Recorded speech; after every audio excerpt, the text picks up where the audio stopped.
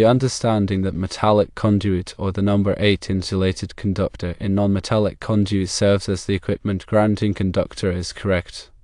Copper tubing with fittings soldered on the ends cannot be considered an equipment grounding conductor. The installation described violates Code Section 250.8.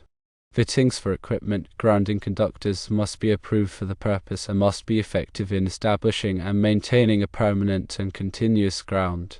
Soldered joints are not approved for equipment grounding conductors.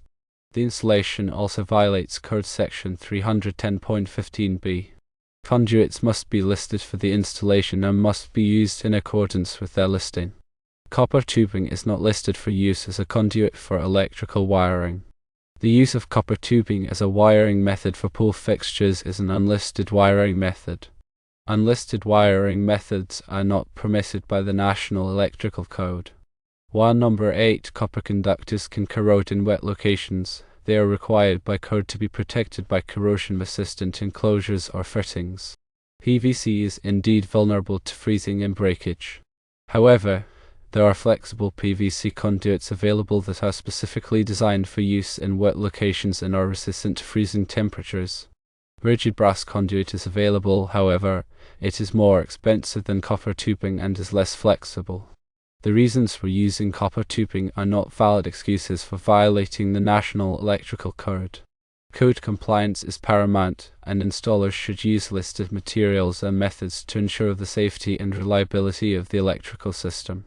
Based on the information provided, rejecting the use of copper tubing as a conduit for the pool light fixture is correct.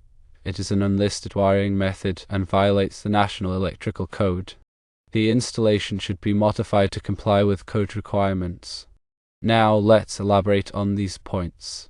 The National Electrical Code, or NEC, is a comprehensive set of standards that govern electrical installations in the United States. Its purpose is to safeguard people and property from hazards arising from the use of electricity. Therefore, adherence to the NEC is not merely a suggestion but a critical requirement for ensuring electrical safety. Equipment grounding is a fundamental aspect of electrical safety. It provides a low impedance path for fault current to flow back to the source, which allows overcurrent protection devices, such as circuit breakers or fuses, to quickly trip and de-energize the circuit. This helps to prevent electrical shock hazards and minimize the risk of fire. Section 250.8 of the NEC specifically addresses the requirements for equipment grounding conductors. It mandates that fittings used to connect equipment grounding conductors must be approved for the purpose and must be designed to establish and maintain a permanent and continuous ground.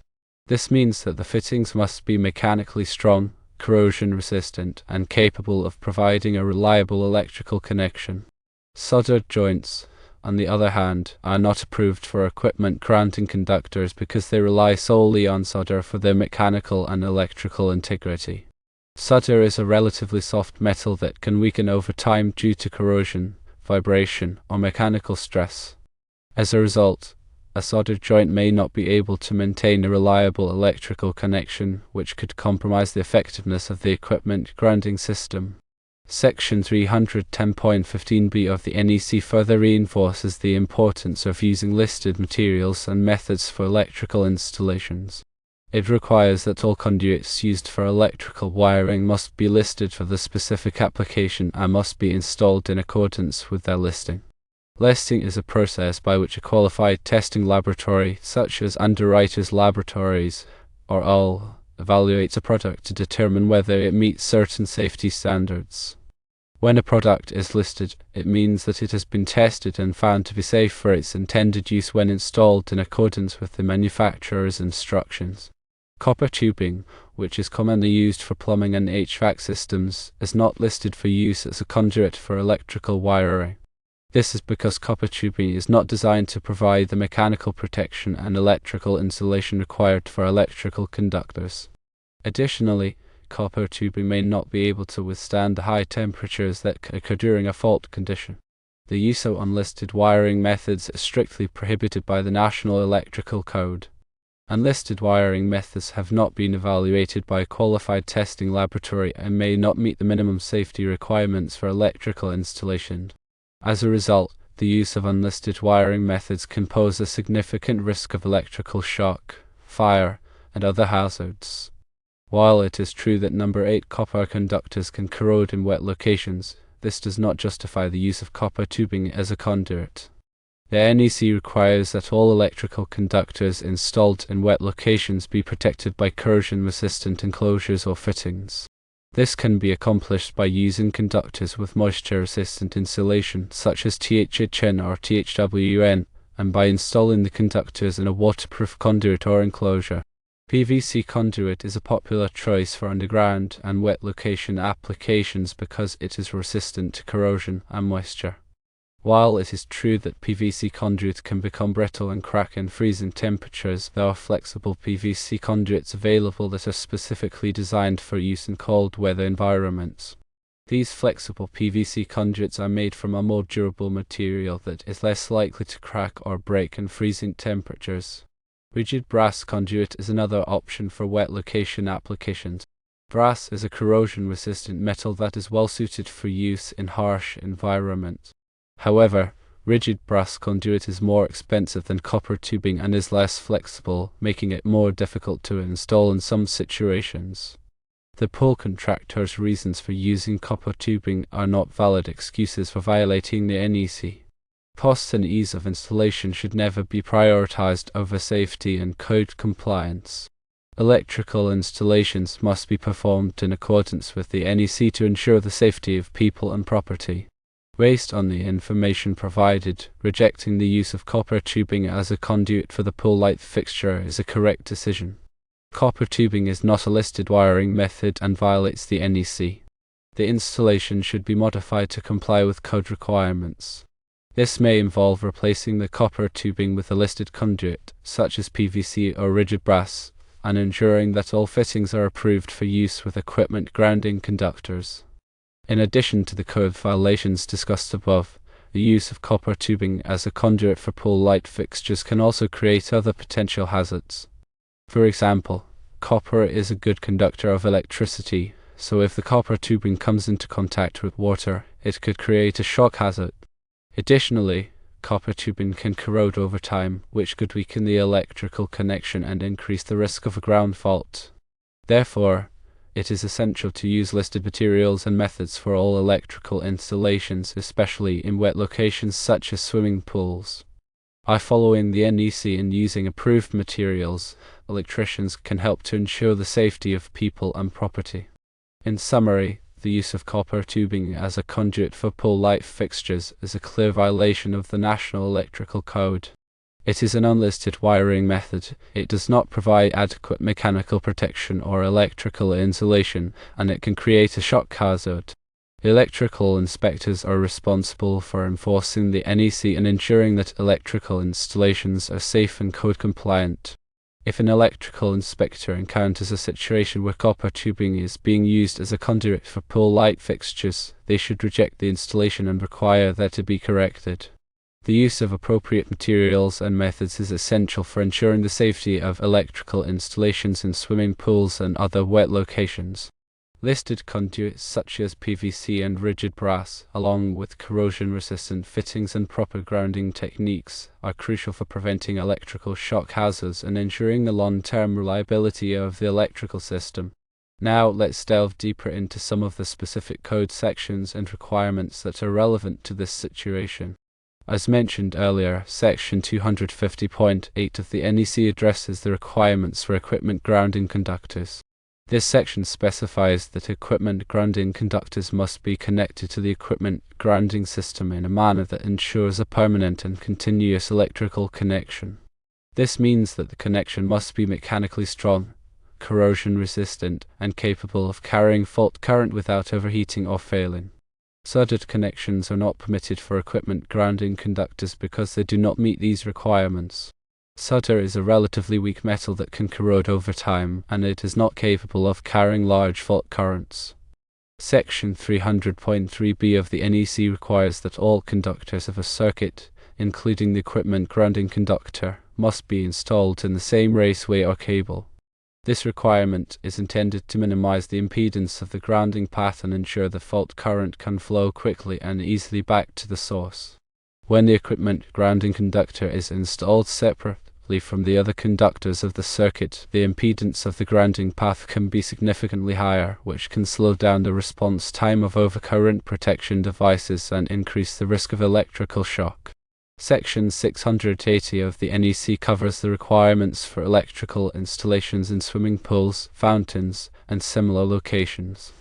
This section contains specific requirements for grounding and bonding of pool equipment, such as pool lights, pumps, and heaters. Section 680.26b of the NEC requires that all metal parts of the pool structure, including the pool reinforcing steel, metal fittings, and metal conduit, must be bonded together to form a common bonding grid. This bonding grid is intended to equalize the electrical potential of all metal parts of the pool structure and reduce the risk of electrical shock. Section 680.23b2 of the NEC specifically addresses the requirements for pool lighting fixtures. This section requires that all pool lighting fixtures must be listed for use in swimming pools and must be installed in accordance with their listing. The listing will specify the type of conduit that is permitted to be used with the fixture, as well as any other special installation requirements. In addition to the code requirements, there are also several industry best practices that should be followed when installing electrical equipment in swimming pools. Firstly, it is essential to use only listed and approved materials for all electrical installations. Secondly, all electrical work should be performed by a qualified and licensed electrician who is familiar with the NEC and the specific requirements for swimming pools. Thirdly, all electrical connections should be made in a watertight manner to prevent corrosion and electrical shock hazards. Fourthly, the equipment grounding system should be properly installed and tested to ensure that it is functioning correctly. Finally, the pool should be inspected regularly by a qualified electrician to identify and correct any potential electrical hazards. By following these code requirements and industry best practices, electricians can help to ensure the safety of people and property in and around swimming pools. The use of appropriate materials, proper installation techniques, and regular inspections are all essential for preventing electrical shock hazards and ensuring the long-term reliability of the electrical system. Now, let's consider some of the potential consequences of using copper tubing as a conduit for pool light fixtures. Firstly, as mentioned earlier, copper is a good conductor of electricity, so if the copper tubing comes into contact with water, it could create a shock hazard. This is especially dangerous in swimming pools, where people are often barefoot and in direct contact with the water. Secondly, copper tubing can corrode over time, especially in the presence of chlorine and other chemicals that are commonly used in swimming pools. This corrosion can weaken the electrical connection and increase the risk of a ground fault. A ground fault occurs when an electrical conductor comes into contact with a grounded surface, such as the metal frame of the pool. This can cause a large amount of current to flow through the grounding system, which can overheat the wires and create a fire hazard. Thirdly, the use of copper tubing as a conduit can make it difficult to perform maintenance and repairs on the electrical system. Copper tubing is not designed to be easily disassembled or reassembled, so if a problem occurs with the wiring, it may be necessary to cut the copper tubing and replace it with new materials. This can be a time-consuming and expensive process. Fourthly, the use of copper tubing as a conduit can void the warranty on the pool light fixture. Most pool light manufacturers require that the fixtures be installed in accordance with the NEC and their own installation instructions. If the fixture is installed using copper tubing, the manufacturer may refuse to honor the warranty if a problem occurs. For all of these reasons, it is essential to avoid using copper tubing as a conduit for pool light fixtures. Instead, electricians should use listed and approved materials such as PVC or rigid brass conduit to ensure the safety and reliability of the electrical system. Remember to always prioritize safety and code compliance over cost and convenience. The safety of people and property depends on it. Consider the legal ramifications that could arise from non-compliance.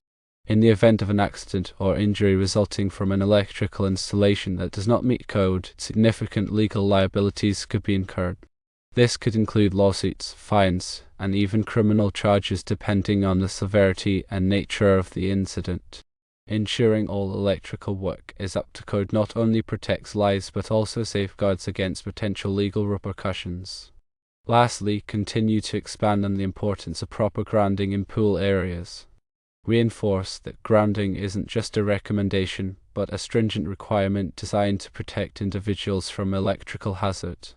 Stress that regular checks and maintenance of grounding systems are crucial to ensure their effectiveness over time, particularly in environments where exposure to water and chemicals can degrade components.